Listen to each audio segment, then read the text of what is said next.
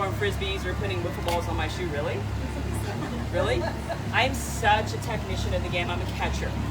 I'm a catcher. And by nature, I love the game. I was coached by some phenomenal coaches from 12, Lisa and I, from 12 until we were older. So we have a high IQ of the game. That takes you nowhere if you cannot get your kids to jump on board with you. So I'm telling you, no matter what, at the end of the day, every team here can play. And our goal is to be able to get them to play, and our goal is to be the best to them. I want them to authentically be their best individuals that they can be. And how do you do that? And it's not focusing on just the mechanics of the game, it's focusing on how to be in control. How to remember that what does fun mean? Is fun just connected to outcome? Because it's super easy to have fun when I'm 3 for 3. But what about when I'm 0 for 3? How are you going to have fun with that? Well, that's not fun. But what's fun is if you as your team can pull together, and this is something that I do all the time. I committed to this actually in my 2010 year when we won. As coaches, we are always victim of being Captain Obvious. Right after a game's over, let's rally everyone together, and we have to think about the things that we're going to address, which are Captain Obvious. Get the sack bunt down. We got to be ahead in the count. We can't work from behind. Okay, we've got to be able to play catch. We've got to have the timely hit. Those are Captain Obvious things, but as coaches, that's our job, right? We've got to make sure that they understand what we need to work on. See, I flipped it from Captain Obvious, and I asked them to own it. Because separate from what I think, what are you going to do? So right after a game's over, and we still do it today, there's 2 things that I say. First and foremost, what can we be better at? And I ask them to hold themselves accountable. So they'll be like, I got to get the bunt down. And it's almost a flush for them to just own it, because there's nothing worse as an athlete, because hopefully you've all experienced athletics at some point. Nobody likes to fail. No one likes to let their team down. But when you own it, you can find a way to move on. And you do something about it by putting extra work in. It's the teammates that don't own it and don't really work and have that attitude that it's hard to kind of continue supporting them, right? So I help them flush it. And then there's always the athlete that we're like, is there anything that we can own? Is there anything that we can own? Oh, well, yeah, I got to get the bunt down. Thank you. Or I got to run it out and I pull it from the game. But there's sometimes you got to call them out. Like, I'm not going to call you out, but you better own it. What do you got? Got anything for me? Got anything? Oh, okay, perfect, awesome, thank you. So then they give it up, and I'm not Captain Obvious, but I put them in a position where they have to own it, and the whole team can feel better about, yeah, oh, that kind of sucked, that was kind of awkward, yeah, and you better own it. Because guess what, I got your back. If you own it, I will do everything I can to help you get back on track. You don't own it, we're gonna have problems. But I don't have to point you out to get you to be better, because it does nothing if I tell you what you did wrong, Captain Obvious coach, until you can own the fact that I made a mistake, but I will do something about it for my team. So we own it. A little bit of awkward sometimes, and then right after that, I'm like, what do you got? Anybody see anything that anyone did? The little things, and then all the hands fly up. Hustling, backing up, energy in the dugout, being able to have her back after the home run. She threw a strike, 2 strike. We're all over the place. Because I have them also keep in the dugout track of 50 little things is the minimum for us. That means everybody in the dugout is looking for little things. From people that are hustling or backing up or having energy or throwing a first pitch strike or a 2-strike success or all those things we just give credit for.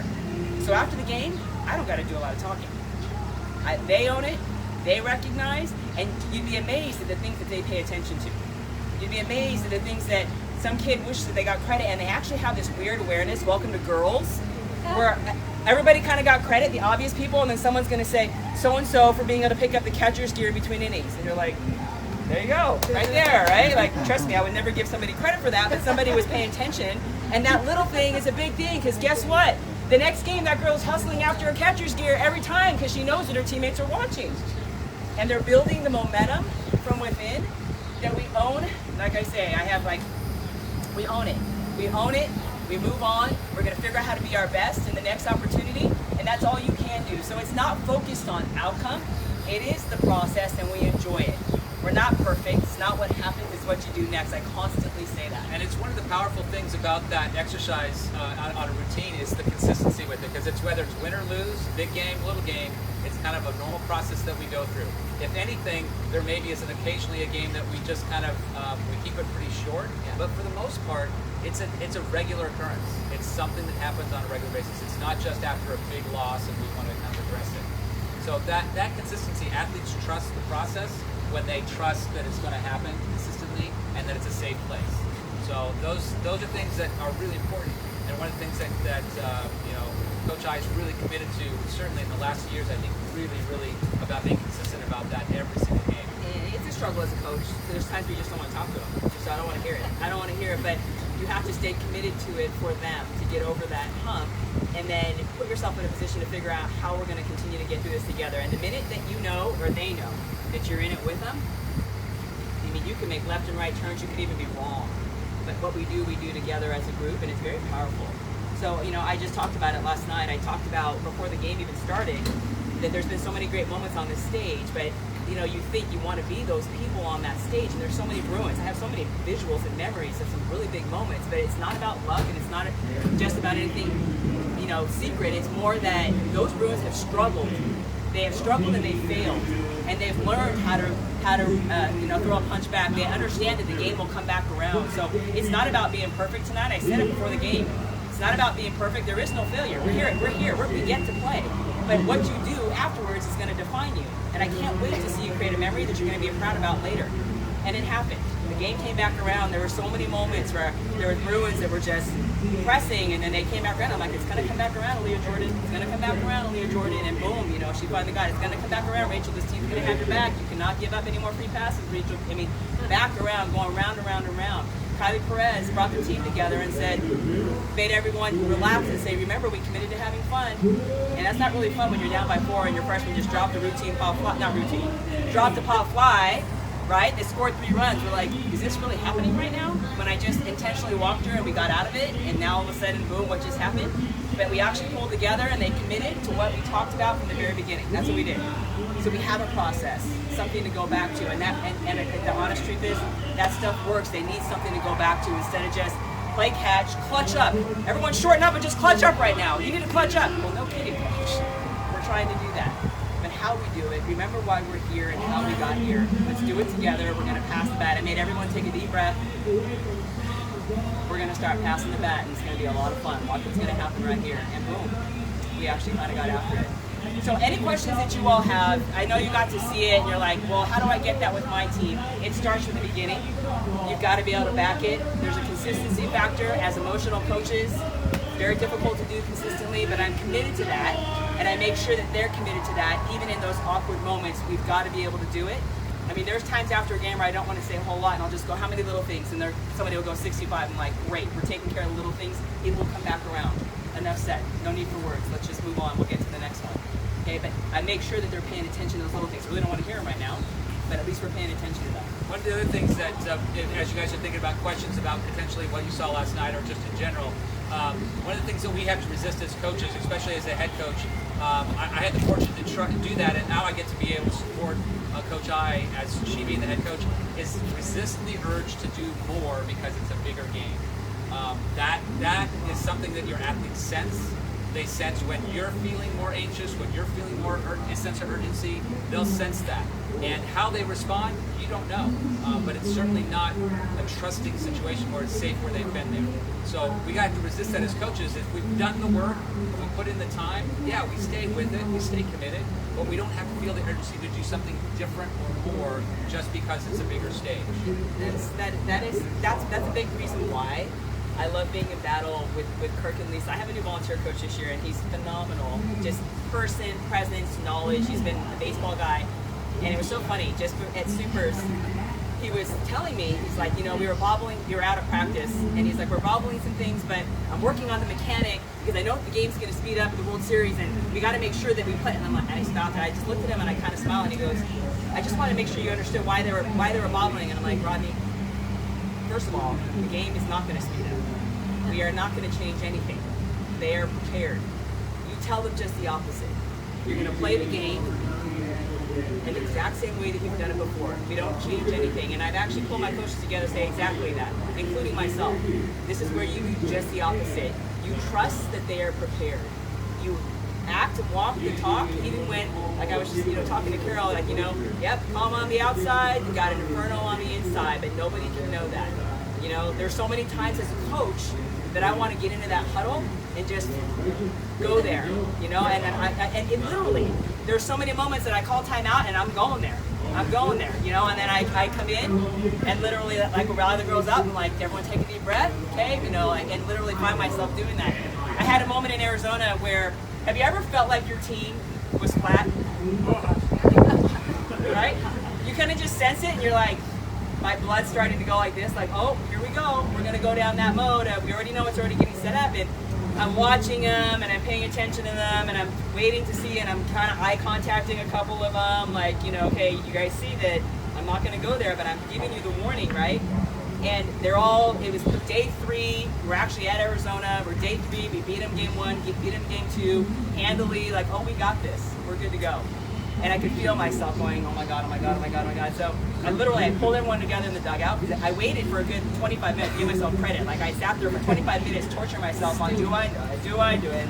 And I didn't talk to anyone. And then I pulled everyone together. I'm like, everyone bring it in. I'm like, oh, I said it out loud. Here we go. So I brought everyone together, and everyone could sense my tone. I saw their faces kind of go to, uh-oh, like where's she going, right? And I brought them all together, and literally, I did not even know what I was going to say, except for that I knew that I was on edge, and I wanted to be able to make sure that they woke up, because that's my job, is to make sure, right? My job is to make sure you're prepared and you're dialed in. So I brought them all together, and then they all kind of looked at me, and I said, I want to hear some fun things of what we're going to look forward to getting out. I was like almost stumbling. What are we going to look for? What are we doing today? Give me some purpose and tell me what you're doing. I just want to know what's on your minds. And all of a sudden, all these things started popping up. We're going to go for this. We're going to get ground rule double. We're going to roll up a double play. We're going to walk it up. I mean, they were dialed in. They had all these thoughts going on, but their body language to me was making up a big story that they weren't prepared. And so I added to it and I said, I got something for you. See that ball in center field, that the home run off? Anyone hits that? Anywhere you want to go for dessert afterwards. So here I went to like go in and just like ready to strangle the team, and I flipped it to see the target. Anyone get after that? Anywhere you want to go. Team goes crazy, right? I'm thinking worst case scenario, we're gonna go have a fat dessert on day 3, you know, at the end. So we're playing the game, and everyone's kind of dialed in. Their energy flipped completely because it was all their ideas. Now they're all these energy and they're going. We get into the game, and bottom line, somebody took a big cut and went straight center, and everyone went like, oh my God, and they caught it. It was a sac fly, and I said, no, I said hit it. I didn't say towards it. They're like, coach, it went straight to center field. I'm like, sorry. I'm like, no, I said hit it. I didn't say that. So Kylie Perez gets to the plate. This is like in the 6th. We're already up by 3 or 4. And she gets up to the plate, and right before that, at the time, her sister was leading off, and she took a big hat, and she turned around, and she missed it. And she looked at Kylie, and she got a smile, and Kylie looked at me, and she goes, oh, she's going for it, coach. I'm like, it's the 6th inning. You're running out of time. That's all I'm saying, right? Bree gets out. Well, Kylie goes, and she looks at me, and she gets up there, and she takes the hack that she took last night. Boom! And she hits it. It goes straight center, and I stood up, and as she's running, and the whole team is like, oh my God, oh my God, oh my God. Straight center, hits the center field black thing. Like, seriously? Hits it, turns around, almost misses first base, turns to the dugout, and like points, it's like, that's it! She's running around the whole thing, and the dugout goes crazy, and they almost dogpile it. And I can remember afterwards, the media's like, what do you guys got going on, right? But in the biggest of moments, you have that ability to flip their mindset. And as coaches, man, we make up our stories of what we think where they think they are. But redirect them and make them share it back. Give them something. And it doesn't always work out. It doesn't. But when you put yourself in that position and you practice that, things can happen. Kylie did exactly what she did. She's like, Coach, I was going for it. And I'm like, I know this. You did that before. It's just like Arizona. She did it before. And with it, literally, after she took the first cut, I don't know how many people were really paying attention, she took the first one and she fouled it off. And she looked at me and I was like, we're passing the bat, Kylie. Like, it wasn't go for it. We're passing the bat. And she looked at me and she kind of smirked and she crushed the next one. She's like, I was going for it straight up. But she had done that before. So little things for you guys to be able to figure out. As coaches, our job more than anything is to connect with them. There's so many people. We have knowledge, all of you. I guarantee all of you have the same information that I do. It's how you impact these girls in the biggest moments to allow them to be able to be at their best when it's needed. And it's not easy. It doesn't always work out for us. It doesn't always work out for you, but it's the process that we're focusing on to then allow them to be able to perform at the biggest moments. There's no guarantees tonight, but our ability to make sure that they're prepared, we feel good, we feel prepared, and as a coach, my job is to make sure that they know that Kirk and I and Lisa and Rodney are completely have their back and we're in it with them, and then let them play the game. Does anyone have any? Yeah. What's the nature of the